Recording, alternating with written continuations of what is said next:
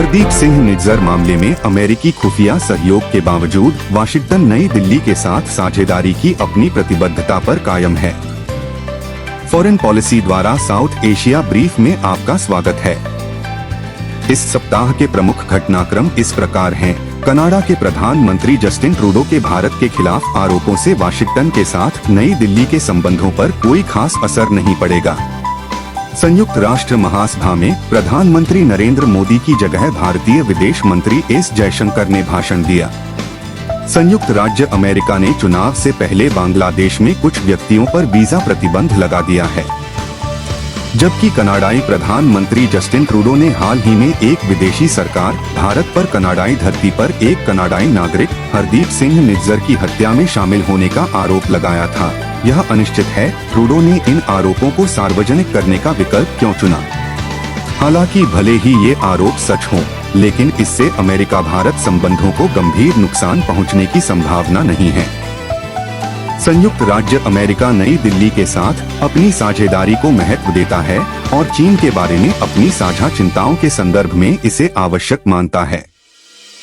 यह साझेदारी विज्ञान और प्रौद्योगिकी, स्वच्छ ऊर्जा, उच्च शिक्षा और व्यापार सहित विभिन्न क्षेत्रों तक फैली हुई है। अमेरिका के पीछे प्राथमिक प्रेरक शक्ति भारत के साथ काम करने की प्रतिबद्धता चीन के बारे में उनकी साझा चिंता है। जब तक चीन अमेरिकी विदेश नीति का प्रमुख केंद्र बिंदु बना रहेगा, भारत को एक महत्वपूर्ण प्रतिकारक के रूप में देखा जाता रहेगा। पिछली चुनौतियों और विवादों के बावजूद नए समझौते और पहल तेजी से उभरने के साथ अमेरिका भारत संबंध पहले से कहीं अधिक मजबूत प्रतीत होते हैं। अमेरिका भारत संबंधों के इस संकट से निपटने की संभावना का एक और कारण यह सिद्धांत है कि नैतिकता के बजाय हित अंतर्राष्ट्रीय संबंधों को निर्धारित करते हैं। जबकि कुछ करीबी अमेरिकी सहयोगी जैसे कि सऊदी अरब और इजराइल गैरन्यायिक हत्याओं में लगे हुए हैं, लेकिन इससे संयुक्त राज्य अमेरिका के साथ उनके संबंधों में दरार नहीं आई है।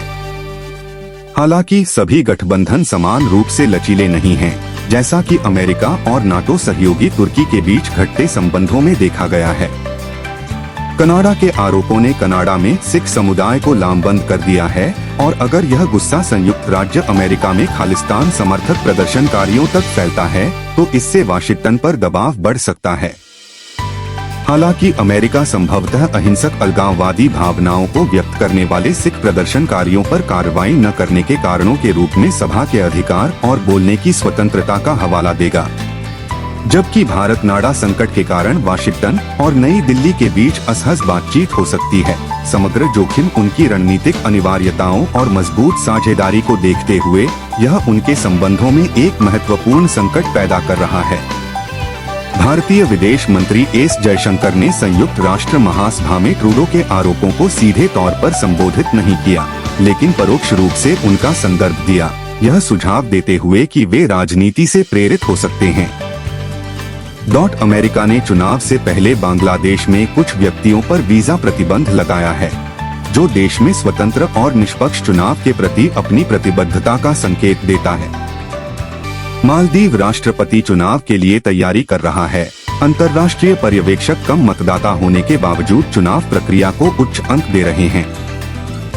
पहले दौर में मतदान प्रतिशत भारत, मध्य पूर्व के देशों और यूरोपीय संघ को शामिल करते हुए एक नए व्यापार और कनेक्टिविटी कॉरिडोर समझौते की घोषणा की गई है, जिसमें तुर्की ने परियोजना का विरोध व्यक्त किया है, संभवतः इससे बाहर होने और ग्रीस के माध्यम से चलने वाले मार्ग के बारे में चिंताओं के कारण।